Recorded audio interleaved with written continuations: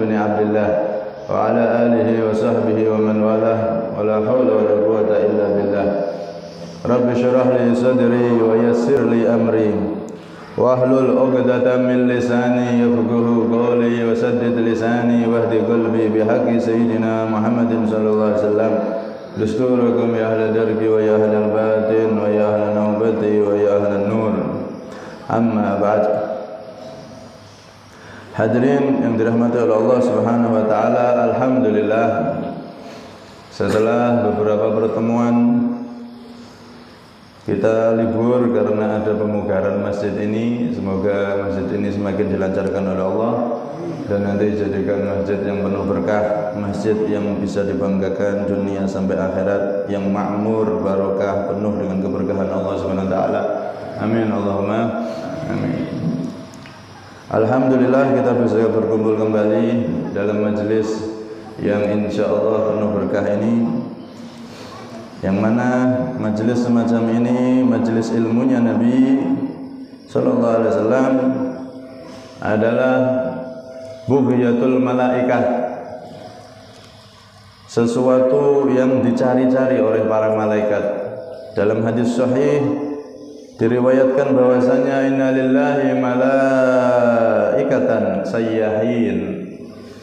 Kama qala Nabi sallallahu alaihi wasallam, sesungguhnya Allah Subhanahu wa taala itu mempunyai malaikat-malaikat yang mana mereka ditugaskan khusus oleh Allah untuk berpatroli di muka bumi ini. Tujuannya apa? Disuruh oleh Allah untuk hadir majelis ilmu, hadir di suatu perkumpulan yang mana di situ dibahas ilmunya Nabi Sallallahu Alaihi Wasallam, sehingga tatkala malaikat itu berputar-putar patroli di penjuru bumi ini, ketika sebagian mereka mendapatkan ada majelis, maka dia pun ikut duduk di situ dan menyeru kepada teman-temannya, wahai para malaikat, halumu ila bughyatikum. Wahai para malaikat, teman-temanku, ini di sini ada majelis ilmunya Nabi. Ayo ke sini, ini yang kita cari-cari. Kita putar ke sana kemari. Maka kemudian para malaikat itu pun yang dipanggil oleh temannya, mereka berkumpul di majelis itu, hadir begitu banyaknya sehingga dikatakan oleh Rasulullah di hadis tersebut, dan ini hadis sahih, para malaikat itu membumbung tinggi saking banyak yang hadir hingga sudul langit, hingga menembus ke langit. Karena itu Rasulullah SAW di dalam hadis yang banyak menyatakan bahwasanya hadir di majlis ini, apalagi di dalam masjid, yang niat hadir mencari ilmu ataupun yang mengajarkan, ataupun yang hadir, sama pahalanya, sama-sama mendapatkan keajri hajin taman hajuh, seperti orang yang haji dan sempurna pahala hajinya. Alhamdulillahirabbil alamin. Hadirin yang dirahmati oleh Allah Subhanahu wa taala, kita sampai pada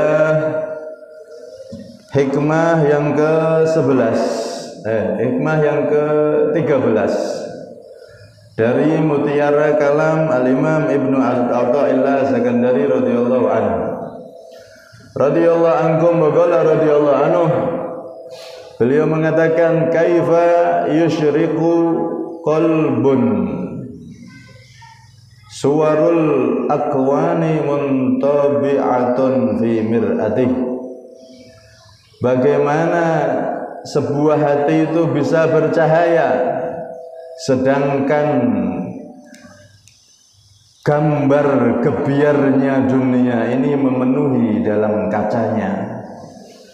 Am kaifa yarhalu ilallah wa huwa mukabbilun bi syahawatih. Atau bagaimana hati itu bisa menggapai ridhonya Allah sedangkan hati tersebut mukabbalun bi syahawatih, dia diikat dengan syahwat-syahwatnya. Am kaifa yatma'u ay yadkhula hadratullah wa huwa lam yatatahhar min janabati ghafalati. Atau bagaimana hati itu bisa berharap masuk ke dalam hadratullah, masuk ke dalam ridhonya Allah, sedangkan dia belum bersuci dari janabat kelalaiannya, dari hadas besar kelalaiannya. Am kaifa yarju ayyafhama daqaiqal asrar wa huwa lam yatub min hafawati, atau bagaimana hati itu bisa memaham rahasia-rahasia yang lembut, rahasia-rahasia ilmu keberkahan dari Allah, sedangkan hati tersebut belum bertobat dari maksiat-maksiatnya. Hadirin yang dirahmati oleh Allah, hati ini adalah mahallu nadharillah. Hati ini adalah tempat di mana Allah memandang kepada hambanya. Nilai hamba mulia atau tidak tergantung hatinya. Karena itu ini menunjukkan keadilan Allah. Allah itu yang jadi penilaiannya adalah hati. Bukan rupa kita, bukan warna kulit kita, bukan ganteng atau cantiknya seorang hamba, tidak. Tapi bagaimana hatinya bersih dari segala kotoran-kotoran, dendam, iri, dengki, dan seterusnya. Kalau Allah menilai rupa, berarti nanti nggak adil. Karena ada orang yang tampan, ada orang yang jelek, ada orang yang putih, ada orang yang hitam, ada orang yang cantik, ada yang jelek. Karena itu rupa ini tidak jadi penilaian utama Allah. Yang jadi penilaian utama adalah hati. Nah, hati ini kalau semakin bersih, dia akan bercahaya. Yusyrik qalbun. Hati itu bisa bercahaya, memancar, bersih. Akan tetapi hati itu tidak akan pernah bisa bersih kalau masih ada kekaguman terhadap dunia. Kalau masih merasa wah kalau lihat dunia, kebiarnya dunia, wah, hatinya kaget. Itu belum bisa bersih. Kebiar dunia ini harus dihilangkan dalam hati. Mobilnya api biasa. 100 tahun, 1000 tahun jadi rongsokan. Jadi besi karaten kabeh gak kanggo gak iso mlaku. Omahe api sampai melulu. Ini namanya orang yang takjub dengan dunia. Karena itu Nabi ngajari, kalau kita pas lihat dunia itu, jangan sampai dunia itu menjadikan hati kita kaget langsung jangan. Pandanglah dunia ini dengan pandangan biasa. Pangkatnya dhuwur, gak suwe. Berapa sih satu periode? 5 tahun. Bisa jadi lagi 2 periode, 10 tahun, selesai. Mau nambah 3 periode, belum disahno. Selesai. Tapi ini dia raja, nggak pernah tergantikan, nggak pernah ada calon-calon, dia raja. Selesai ketika dia mati. Berapa sih umurnya? Mau kuat berapa tahun di dunia ini? Karena itu Nabi ngajari kita, hartakah, jabatankah, atau apapun kelebihan yang ada di dunia ini, kalau kita ketemu kok kelihatannya megah dan mewah, jangan pernah kagum sampai kaget hati ini, jangan. Pandang dunia ini dengan pandangan biasa, jangan dengan pandangan kekaguman. Kenapa? Kalau kita memandang dunia dengan kekaguman, maka iman kita bisa hilang, terkikis sedikit demi sedikit hilang. Karena itu Nabi menerangkan dalam hadisnya, man tawadha'a li ghaniyyin li ghinah dhahaba thulutsa dini, kama qala Nabi sallallahu alaihi wasallam. Barang siapa yang rendah hati, tunduk dengan seseorang yang kaya, tunduknya karena kekayaannya, kagum hatinya, ini orang hebat, dia sampai tunduk-tunduk. Kenapa? Karena hatinya mengagungkan orang ini. Kenapa kok mengagungkan? Karena dia orang kaya. Mengagungkan seseorang karena kekayaannya, maka akan hilang 2/3 imannya. Hati-hati. Ibarat semongko dibelah jadi 3 dengan belahan yang sama. Nah, 2 ini hilang, imannya tinggal 1 belah itu. Itu tunduk tok. sampai nungkruk-nungkruk, jabatannya tinggi, sampai nungkruk-nungkruk. Hatinya hormat karena dia orang tinggi jabatan, hormat karena dia kaya raya. Hilang ilmunya, imannya hilang, dan hati seperti ini tidak akan bisa bercahaya. Akan disinggahi kotoran-kotoran hati dan sulit untuk bercahaya. Kaifa yusyriku qalbun suwarul akwan muntabi'atun fi mir'atih. Bagaimana hati itu bisa bersih sedangkan gebiar dunia ini menutupi kacanya. Ibarat kaca spion itu udah ditutup dengan dunia, tidak ketok akhirat akhirnya. Bahayanya. Karena itu suatu ketika Rasulullah ini ngajari sama sahabatnya biar melihat dunia ini biasa. Nabi ngajak sahabatnya jalan, ketemu sampah. Di sampah itu ada kambing, bangkai kambing yang sudah mati dan sudah busuk. Maka saat itu Rasulullah mengatakan, kalian semua mau tidak dikasih kambing ini? Wah, ya tidak ada mau Nabi, ini kan bangkai busuk, siapa yang mau? Maka Rasulullah SAW mengatakan, fadzalikumud dunya, kama qala Nabi SAW. Begitu juga dunia seperti ini. Ketika kambing ini masih hidup, siapa yang tidak mau dikasih kambing? Semuanya mau. Ketika manusia masih hidup, semuanya mau, pengen ini, mau dunia ya. Tapi ketika mati jadi bangkai seperti ini. Begitu juga manusia ketika hidup, yang mereka lalai dari akhirat, mereka mencari dunia, tapi ketika mati ternyata yang dicari, yang dikumpulkan tidak lebih berharga daripada bangkai kambing ini. Karena itu Nabi ngajari kita lihat dunia ini biasa. Omah api omah bagale yo ambruk. Itu istananya Fir'aun emas semua ya. Mana sekarang? Istananya Raja Majapahit yang dulu Majapahit ini kerajaan besar senusantara, bukan hanya Indonesia, sak Singapura, Malaysia dikuasai. Mana sekarang kerajaan dan singgasananya? Padahal saat itu terkenal patihnya Gajah Mada, Sumpah Palapa. Tapi mana sekarang kebesaran gedung-gedung dan istananya hancur. Begitu juga dunia itu memang seperti itu. Karena itu jangan pernah terlalu kagum di hati dengan ketika kita memandang dunia. Sebab kalau seperti itu hati kita tidak akan bisa bercahaya dengan cahaya iman. Hati kita akan semakin kotor karena tertutupi oleh kekaguman terhadap dunia. Kalau orang itu kagum terhadap dunia, nanti akhirnya itu dia akan sangat tersakiti ketika kehilangan dunia. Sangat tersakiti ketika kehilangan dunia. Padahal disebutkan man asifa ala dunya fatathu iktaraba minan nar masirata alfisanah. Wa man asifa ala akhiratin fatathu iktaraba minal jannati masirata alfisanah.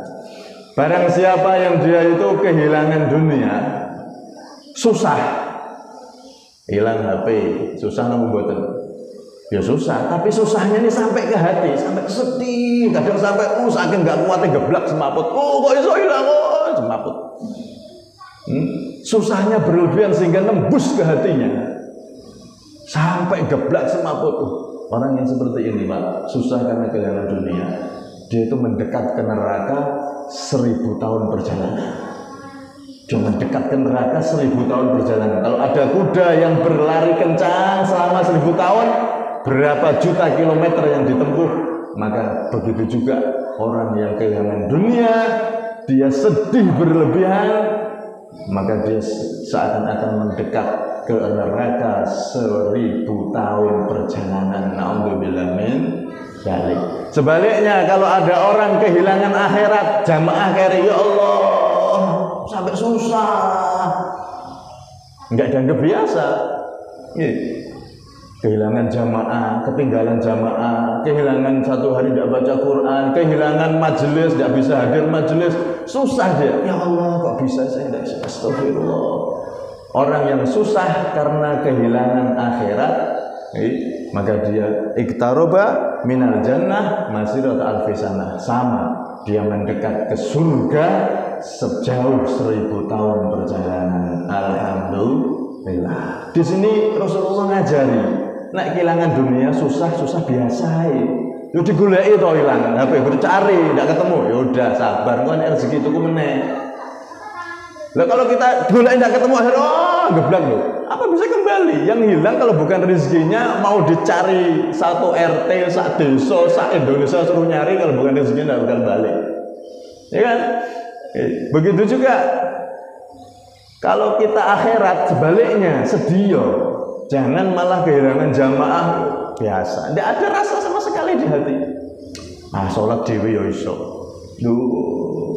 Ini hatinya sudah berarti banyak kotorannya, tapi kita tidak merasa kotor, Pak. Orang kalau sedih kehilangan dunia dan biasa kehilangan akhirat, kelewatan ngaji, kelewatan jamaah, kelewatan ibadah kok biasa. Wah, ini hatinya jauh dari kata cahaya, gelap berarti. Nah, ini kita raba diri kita masing-masing. Biasakan kalau kehilangan dunia itu ya umpama sedih kepikiran biasa wae. Digoleki nek ketemu alhamdulillah masih rezeki saya, kalau enggak ketemu ya sudah. Nah, nanti insya Allah ada rezeki lagi. Tapi kalau akhirat, kalau sudah hilang, mau cari di mana? Jamaah tadi maghrib, saya tidak bisa jamaah. Kemarin saya tidak bisa hadir majelis ilmu. Mau nembel itu dari mana? Usia kita jalan terus, 1 detik saja tidak bisa kita undur. Tidak bisa. Tapi kalau HP hilang, motor hilang, masih bisa kita ganti. Kita cari HP yang lebih bagus bisa, motor yang lebih bagus bisa, masih bisa diusahakan. Tapi kalau ibadah yang telah lewat dari umur kita, mau nempel dari mana? Umur kita selalu ke depan dan tidak bisa mundur sama sekali. Karena itu jangan kita kagum yang terlalu jika lihat dunia. Oh, mewah apike wong biasa. Montore apik biasa. Mobilnya mewah biasa. Istrinya cantik biasa. Mau cantik ya paling kurang tahu. Walaupun dia cantik ya, yang keluar dari hidungnya ya gila nih. Yang keluar dari telinga alkohol gila nih. Apalagi keluar dari jalan depan jalan belakang biasa. Lihat dunia ini semuanya dengan pandangan biasa. Nah, itu dikatakan dunia kal mirhal. Dunia itu seperti WC. Nah, kalau kita masuk WC, terus seneng nih jero WC. Wah, WC ini bagus ini. Enak ya tidur di sini kayak enak. Kira-kira normal kamu betul? Ya enggak, di WC secukupnya aja, sudah selesai keluar. Ada orang masuk WC malah seneng jero. Wah, enak WC ini. Pas kok ning hotel tidur sini aja boleh kloso tak gelarane kene. Ya, ini orang yang enggak waras berarti. Begitu juga dunia ini tempat kotoran. Dunia ini tempat yang harus mau tidak mau ditinggalkan gantian dan akan hancur ketika kiamat datang.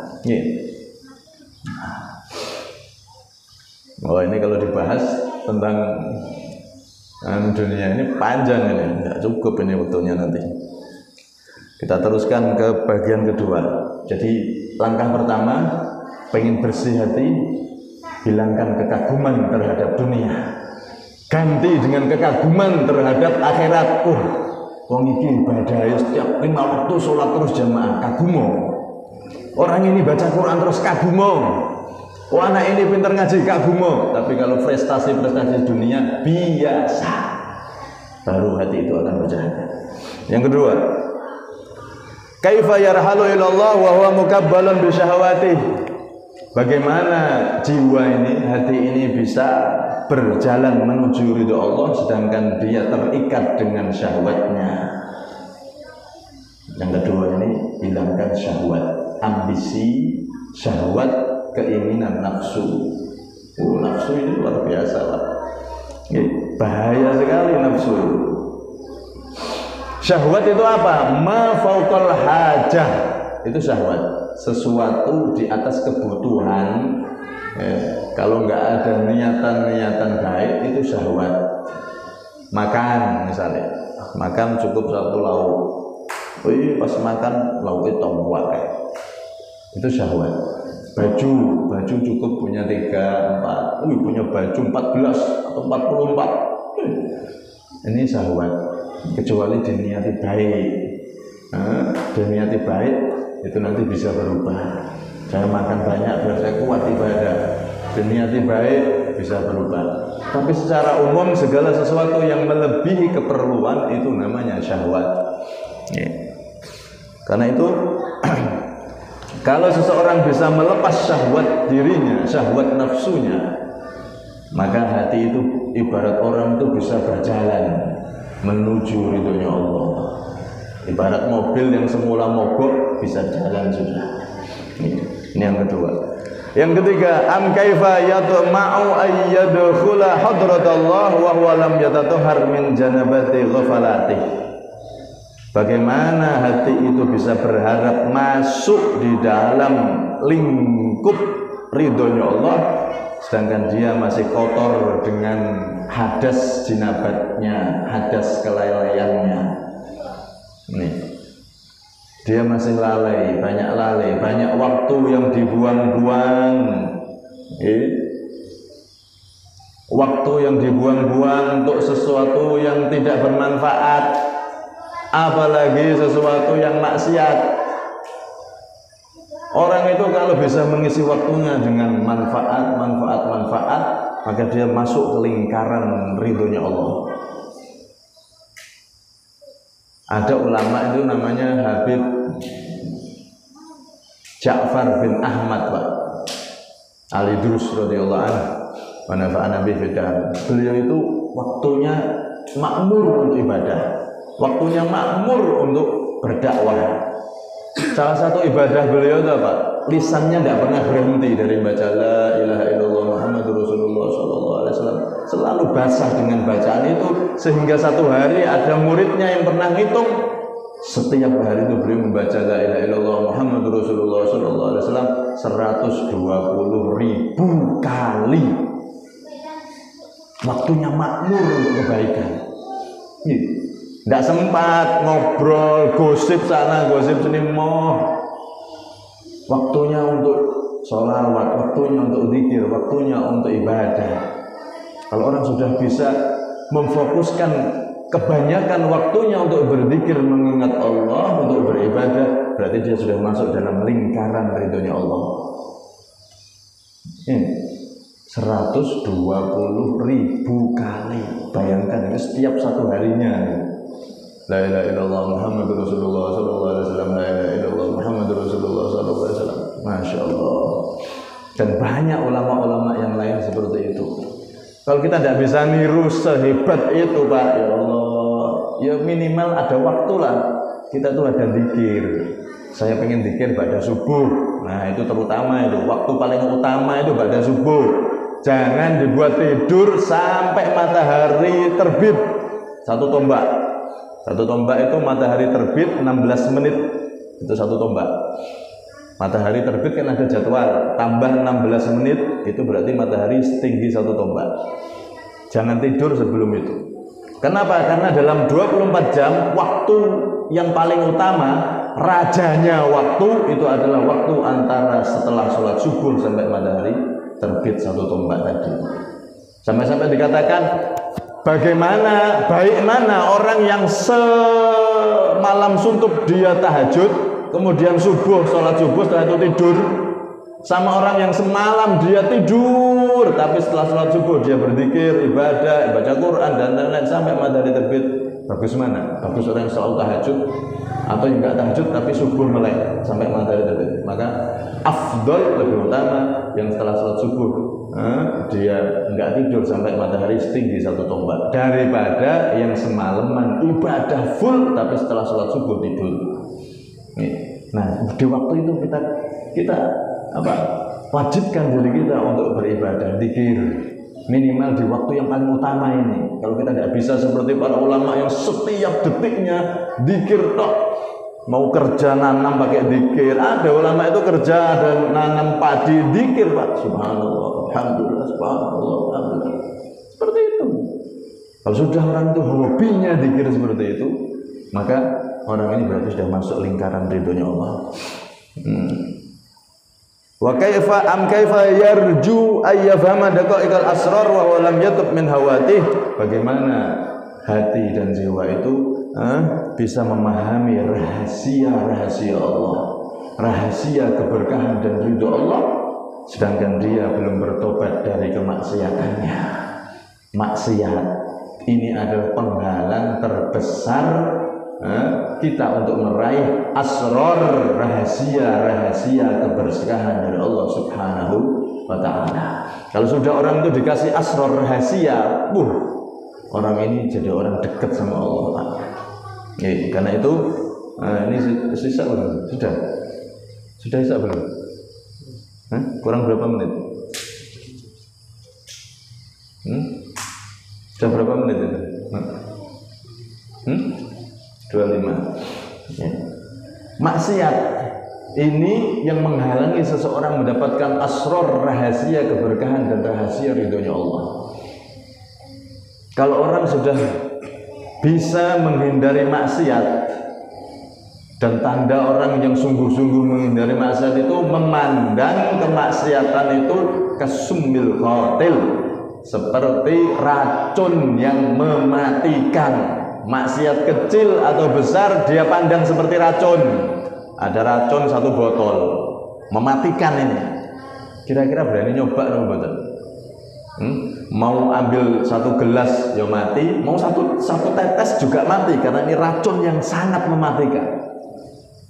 Begitu juga orang itu kalau bisa menganggap maksiat itu racun yang paling mematikan, 1 tetesnya mematikan, yang kecil mematikan, yang besar, yang banyak apalagi.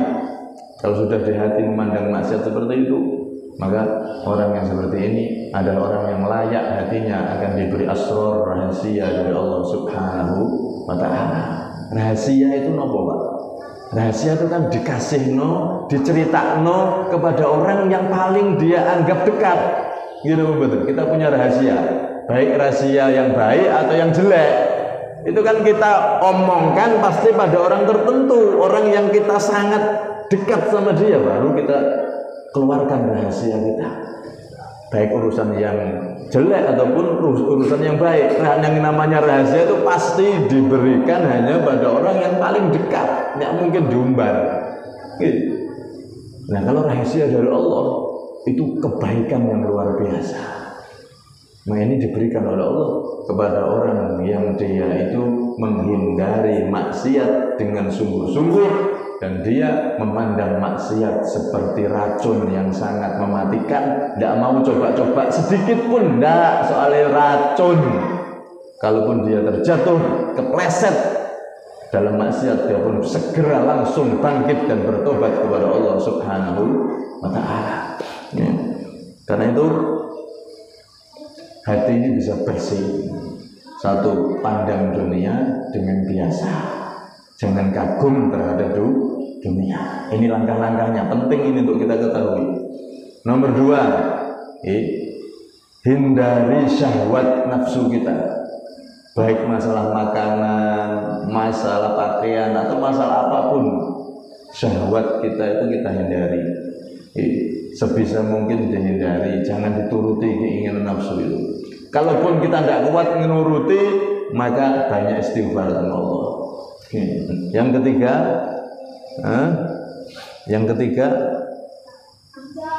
gunakan waktu untuk mengingat Allah. Jangan banyak lalai. Gunakan dzikir, gunakan untuk mengingat Allah Subhanahu wa ta'ala. Jangan banyak lalai. Yang keempat, hindari maksiat. Kalau 4 ini sudah kita lakukan dengan sungguh-sungguh, maka kita akan jadi orang yang hatinya benar-benar bercahaya. Kita akan jadi orang yang hatinya sudah berada di dalam lingkup ridhonya Allah, sehingga yang dikatakan dalam Al-Quran itu waliman khafa maqama rabbih jannatan.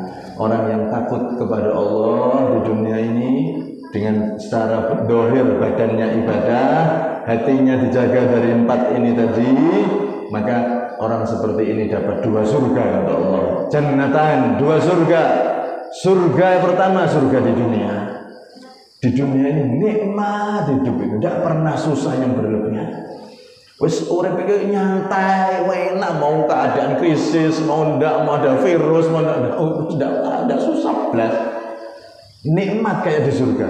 Dan nanti di akhirat diberi surga yang sesungguhnya. Orang seperti ini diberi jannatan, dua surga oleh Allah Subhanahu wa taala. Semoga kita termasuk orang yang bisa mengolah hati kita menghindari dari empat hal ini, dan juga ibadah kita, badan kita buat ibadah kepada Allah, sehingga betul-betul kita akan masuk golongan orang yang masuk surga sebelum masuk surga. Masuk surga di dunia ini, kenikmatan yang diberikan oleh Allah di dunia ini sebelum masuk surga yang asli yaitu di akhirat. Semoga kita termasuk orang-orang tersebut. Amin Allahumma amin. Dan semoga kita juga umur panjang oleh Allah, sehat walafiat zahir dan batin.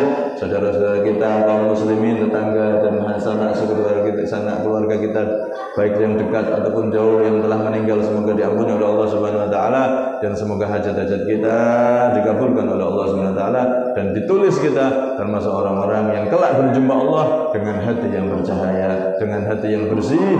Allah ridho dan kita pun puas dengan pemberian Allah Subhanahu wa taala. Amin Allahumma amin. Amin Allahumma amin. Amin Allahumma amin. Kurang lebihnya minta maaf dan minta pamit. Assalamualaikum warahmatullahi wabarakatuh.